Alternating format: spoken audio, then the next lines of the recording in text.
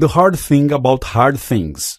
Você já se imaginou como CEO de uma empresa de tecnologia, em alto crescimento no meio da bolha de internet dos anos 2000? Não? Pois é, esse é o cenário e a aventura que Ben Horowitz conta nesta obra-prima do empreendedorismo digital. O livro conta a saga de Ben, no comando de uma startup chamada Opsware, que veio a ser vendida para a HP posteriormente por 1,6 bilhões de dólares. Leitura obrigatória para CEOs de primeira viagem, executivos de startups em alto crescimento e investidores que querem saber como é estar do outro lado da mesa. O livro trata dos desafios de empreender, passando pelos momentos difíceis, sem desistir e focando sempre em desenvolver o negócio apesar das adversidades. Ser um CEO é ser capaz de fazer a melhor aposta, quando não existem apostas. Existem dezenas de livros de gestão e liderança escritos por CEOs e grandes executivos. O problema com estes livros é que eles explicam o que fazer numa empresa quando a direção é relativamente clara e o negócio está focado em se tornar o líder de mercado e continuar a crescer. Porém, o dia a dia de um CEO fundador de uma empresa é bem diferente disso. É complicado ser um CEO, mas se existe uma habilidade-chave que se destaca nos melhores CEOs é a capacidade de fazer a coisa certa, mesmo quando não existem boas opções. Existem momentos nos quais você vai querer se esconder e as coisas não estarão indo bem. Mas é nessas horas que você pode fazer a maior diferença como CEO. Ben Horowitz, em sua empresa, a Opsware, teve que lidar com o estouro da bolha de internet de 2000 e recomeçar do zero sua linha de produtos, para evitar que a empresa quebrasse. A situação foi tão crítica que Ben chegou a ter que fazer uma reunião na Opsware e pedir que os funcionários que estivessem pensando em pedir demissão o fizessem naquele momento. Isso fez com que as pessoas que ficassem estivessem focadas em crescer e garantiu que os profissionais que acreditavam na empresa permanecessem e os profissionais que não tinham uma visão de longo prazo acabassem saindo. Esse esforço para garantir que apenas os membros do time que realmente acreditassem no negócio ficassem foi a escolha acertada e, no longo prazo, levou o preço da ação de centavos de dólar para $7 em pouco tempo. Decisor ou implementador?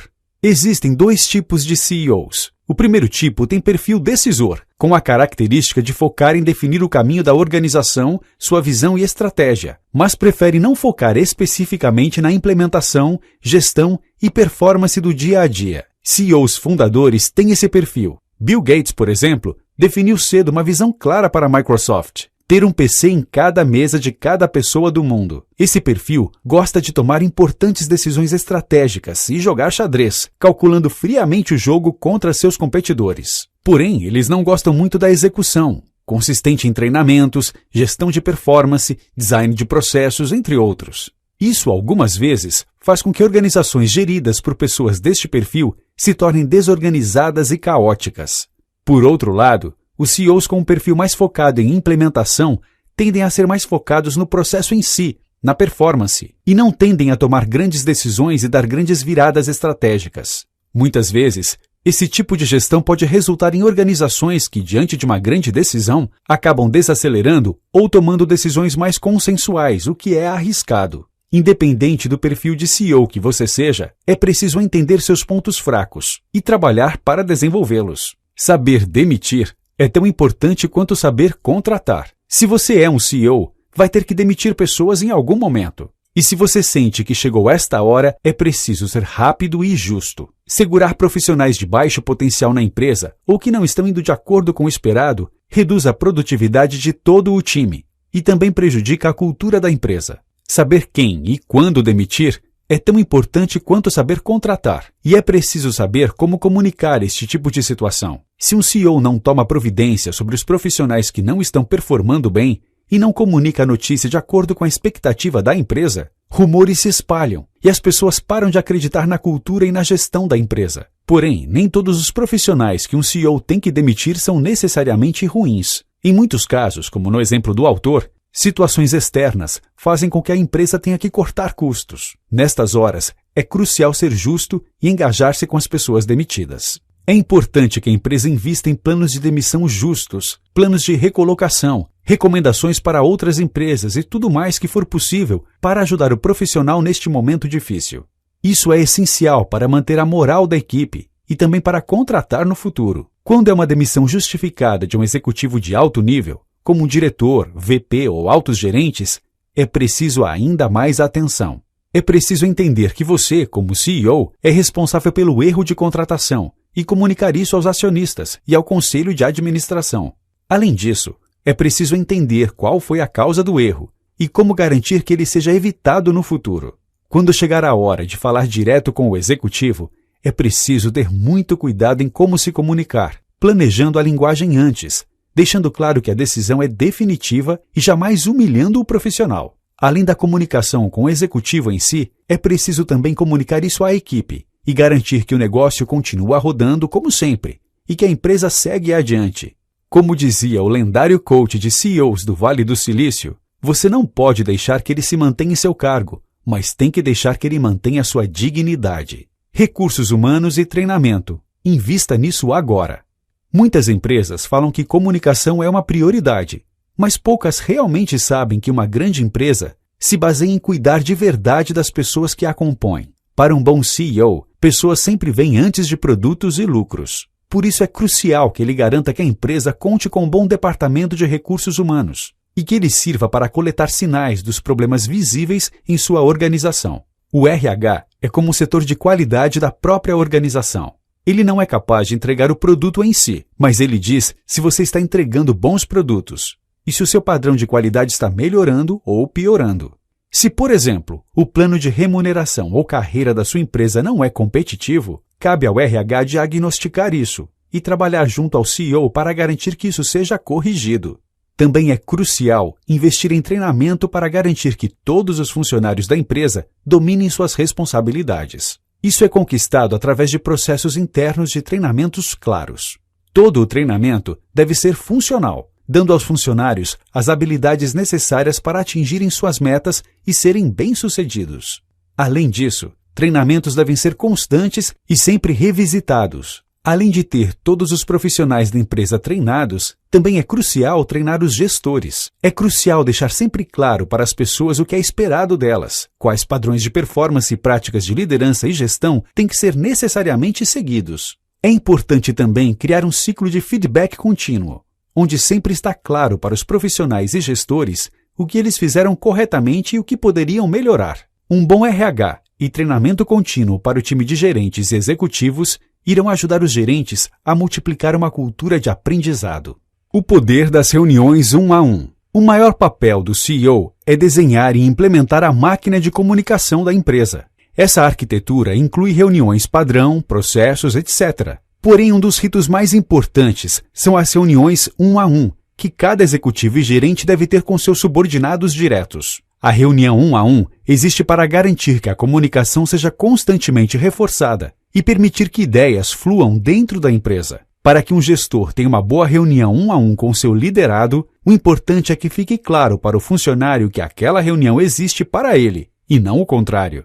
A reunião 1 a 1 é uma oportunidade para o funcionário compartilhar seus progressos e desafios, e cabe ao gestor ajudá-lo a superá-los. Foque nas qualidades ao contratar. Ao recrutar, sua prioridade é saber quais as habilidades necessárias para que a pessoa seja realmente bem-sucedida em seu cargo. Na Opsware, Ben estava procurando um bom executivo para liderar o time de vendas da empresa. O candidato aparentemente mais qualificado possuía todas as habilidades necessárias para ser um grande VP de vendas, mas não tinha um bom fit com a cultura da empresa, o que incomodou muitas pessoas na empresa naquele momento. Ben contratou o candidato, apesar da desconfiança geral e as diferenças. E isso mudou a história da empresa positivamente. O VP de vendas, que tinha diversas fraquezas, mas era extremamente qualificado, era muito melhor que um candidato perfeito sem tantas fraquezas. É preciso garantir que se contrate alguém cuja experiência está de acordo com o porte da empresa. Um papel executivo em uma pequena empresa é muito diferente de um papel executivo em uma grande empresa.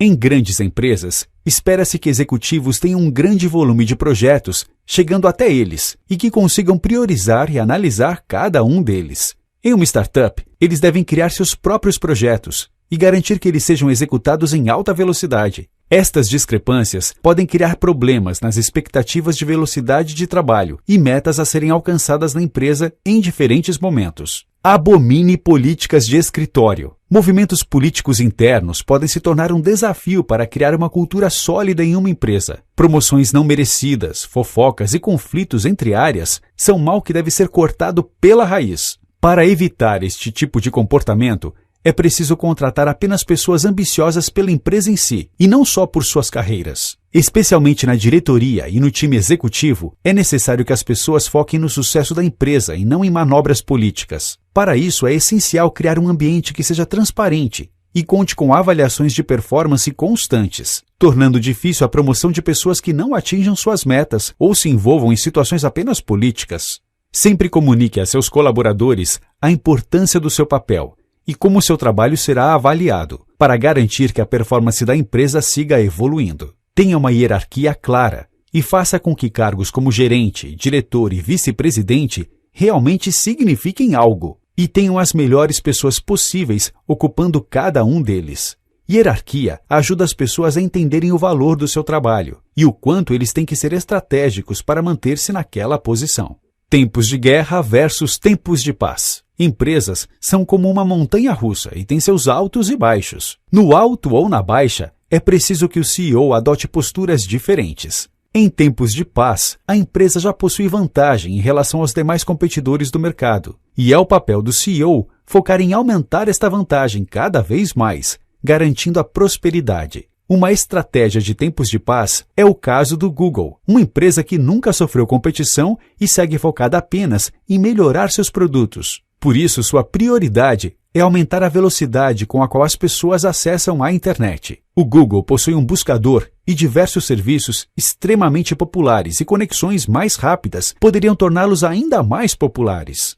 Em tempos de paz, o foco do CEO está em desenvolver a criatividade dos seus colaboradores. Quando o Google oferece 20% do tempo dos colaboradores para novas iniciativas, está dizendo que os tempos são bons e prósperos. Em tempos de guerra, tudo muda. Com um contexto macroeconômico diferente, surgem novos desafios no cenário tecnológico, e eles podem desafiar a sobrevivência da companhia. O CEO, em tempos de guerra, tem uma enorme responsabilidade. A vida e a morte da empresa estão em suas mãos e dependem de suas decisões. Leve em conta Andy Grove, que era CEO da Intel nos anos 80. Na época, mais de 80% da sua equipe estava produzindo memórias para computadores. E a empresa começou a ser atacada por empresas japonesas de semicondutores com produtos superiores a um custo muito menor. Grove tomou a decisão de mudar a direção da empresa e investir em microprocessadores, uma decisão que na época parecia insana, mas posteriormente se mostrou uma estratégia acertada. Em tempos de guerra, é preciso estar disposto a correr riscos e dar guinadas estratégicas para garantir que a empresa siga nos trilhos. Saia da sua zona de conforto. Muitos investidores e conselhos de empresas se perguntam se os CEOs nascem assim ou são formados ao longo da vida. A verdade é que bons CEOs amadurecem no dia a dia.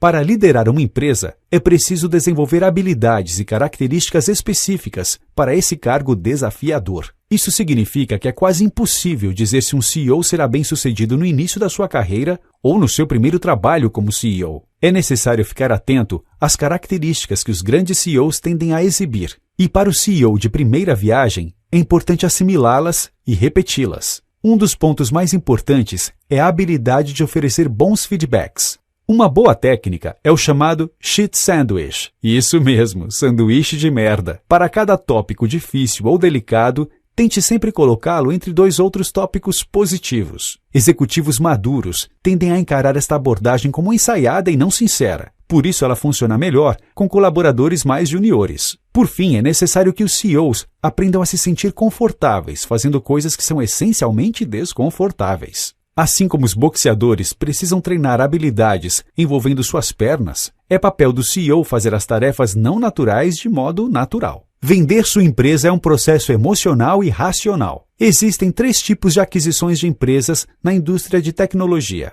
A primeira é a aquisição de talento, propriedade intelectual, e geralmente ela ocorre na faixa entre 5 e 50 milhões de dólares.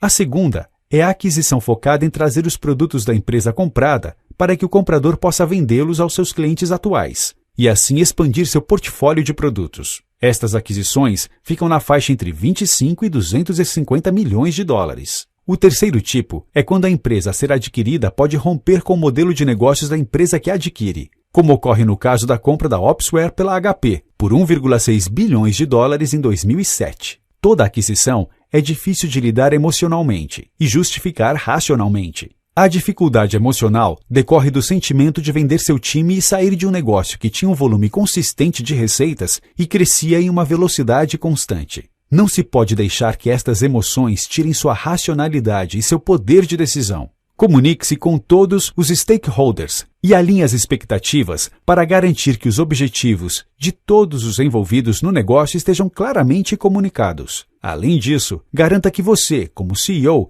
tenha um salário competitivo na empresa, visando garantir que seu interesse na empresa não seja comprometido pelas suas finanças pessoais. Adotando uma perspectiva racional, você sempre se perguntará se a venda é uma escolha correta. Uma regra de ouro é não vender se você tem a vantagem de first mover em um mercado grande que você acredita que irá liderar. É algo difícil de se estimar, e por isso, este assunto demanda uma grande análise por parte dos gestores da empresa e principalmente por parte do CEO. Notas finais. Ser um CEO é uma tarefa difícil, solitária e desafiadora. É preciso saber lidar com o seu emocional e também entender como isso impacta a vida das pessoas. É preciso saber contratar e demitir rapidamente, além de garantir que as pessoas tenham um tratamento justo e treinamentos constantes. Aprenda a trabalhar com pressões, estresse e todos os desafios que acompanham a ideia de ser o CEO de uma startup. E assim, no final da jornada, a recompensa pode ser grandiosa.